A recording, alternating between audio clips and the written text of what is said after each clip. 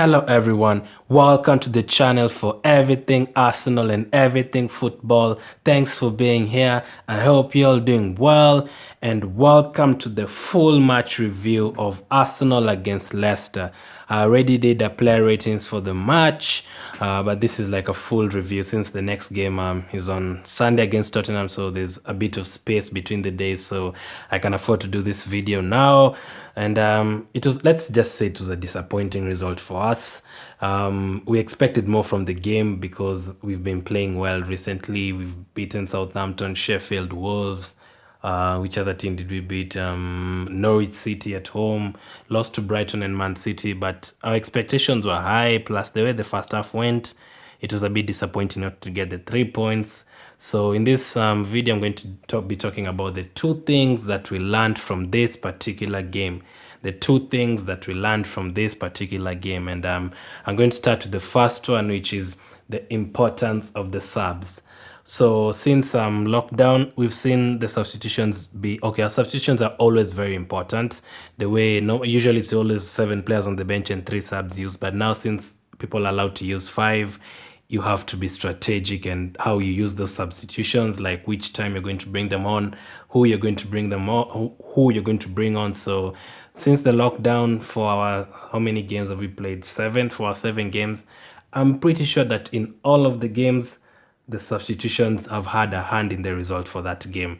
Let's just take a look at let's just take a look at the Southampton game away from home. We scored first thanks to Alex McCarthy gifting Nketiah, but we didn't score any other goal. We even lacked creativity totally until Lacazette came on and Willock came on. And we got a free kick. Lacazette hit the wall, and with his rebound, the keeper saved and Willock scored. So the 2 substitutions helped us clinch those 3 points that day. Against Sheffield United, the FA Cup game, the game was 1-1. Ceballos came in. I think it was also Nketiah who came in that day. And Ceballos got us the winner. Another substitute helping us win or clinch the game. That is the second game. The third game again, Norwich City. Yes, we had already won that game. It was 3-0. But Cedric came on again and added another goal for us. Another substitute having a thing to say in the game. Against Wolves, we are leading 1-0.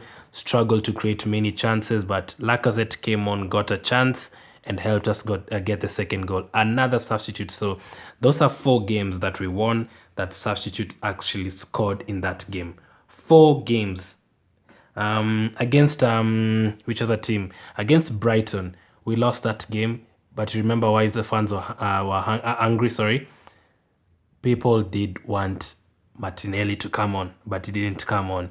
The subs that he brought on, Willock, Nelson, came on very late, and they struggled to adapt to the game, and we did see that. So substitutions cost us in that game. The late subs cost us in that game.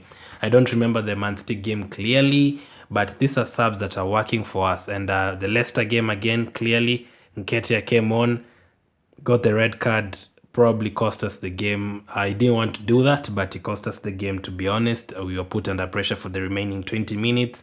And for me, I wanted to bring on Pepe and Torreira that time. In the 58th minute, I was screaming, bring on Torreira and Pepe. Take off Saka, he looks tired, bring on Pepe. Ceballos also drifted off in the second half. I was screaming, bring on Torreira there. Let's make it solid and let's add pace up front. But the subs, he waited for too long, and the first subs he brought on was Nketiah and Willock, and it just didn't work at all. It didn't work. So the subs have mattered a lot since lockdown. Subs have always worked, have always mattered, but for us, they've mattered a lot for us in those 7 games. And the second point I'm going to talk about is the officiating. We can do a totally different video, a 60-minute video for this topic alone, but the officiating was poor. It was very poor yesterday. For the Brighton game, you remember Bissouma fouled, I think, 6 times, and he never got a yellow card. That day, he fouled the players 6 times, never got a yellow card. Neil Mope against Leno. I don't remember if he got a yellow card, but that should have been a yellow card. I think he got a yellow card, but some people are even screaming for a red card because he hurt him, but they don't think it was a red card. But such officiating, that's what frustrated me most from that game, was that Bissouma never got carded. Against Leicester, Evans and Soyuncu, I can't count how many times they fouled Lacazette, how many times those players were fouled, and he never gave away a yellow card. Even there's a time it reached the 70th minute and I was like, well, maybe this referee is wanting to have those kind of games where, you know what, I won't produce any yellow card today, let's just get on with it. But no, the first attempt on an Arsenal player tries to tackle someone, a straight red card for him, straight red card. Lacazette disallowed goal, good decision by the lineswoman, another good decision from her. I've never seen her making any mistakes, really. Very few linesmen that I can say that about. The other one is Darren Khan, he always makes good decisions. Lacazette, they only took like one second, and like, nah, that's not a goal, let's go on with the game. Vardy against Mustafi. Now, this one really annoyed me because I also thought it was by mistake when I was watching the game, but I've rewatched that game twice and I've watched clips of him doing that, and that to me looked purpose. He did it on purpose. Vardy, we know he's a dirty player. Vardy is also reckless players. I've seen him get red cards in the Premier League, I think even this season, last season, and he's always reckless. He likes, if the game is hard for him that day, he will want to leave something on the defender.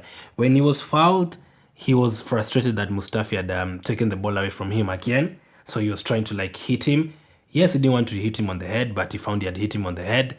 And he did it on purpose. He wanted to leave a mark on Mustafi. And he left a very bad mark on him. And it wasn't even checked. That was supposed to be a red card. And guess what? He goes on to score the equalizing goal. A person who's not even supposed to be on the pitch. That red card would have been in the first half and would have had advantage in that game, but he was never even given a yellow card. It wasn't even checked. The goal check for his goal, I still think Perez touched that ball and it should have been offside. For Nketiah, the VAR took like 2 minutes checking it, probably checking different angles, but when the referee went, he just checked one angle and was like, no, that's a red card. You know what? He didn't even check any other angle. He was just like, you know what? It's an Arsenal player. Let's just send him off. Bye-bye Nketiah. Let's leave them having 10 men. We all hate Arsenal. Let's give them a red card straight away. Straight away, he gave him a red card. Remember, he hadn't booked all those players who had fouled. Justin, Soyuncu, Evans, the people who have been fouling the whole game. No one was ever booked. No one. Let me just go through the bad officiating, the poor officiating decisions against us this season. Keep in mind, against Leicester, the referee went to check the screen. That is only the third time the whole season a referee has gone to the screen. We've been screaming for that the entire season, but guess what? It has happened twice. Out of the 3 times, it has happened twice on decisions that are focusing on Arsenal. The first one was against Aubameyang against Crystal Palace. He went on to check that decision and he gave him a straight red card that day, Arsenal.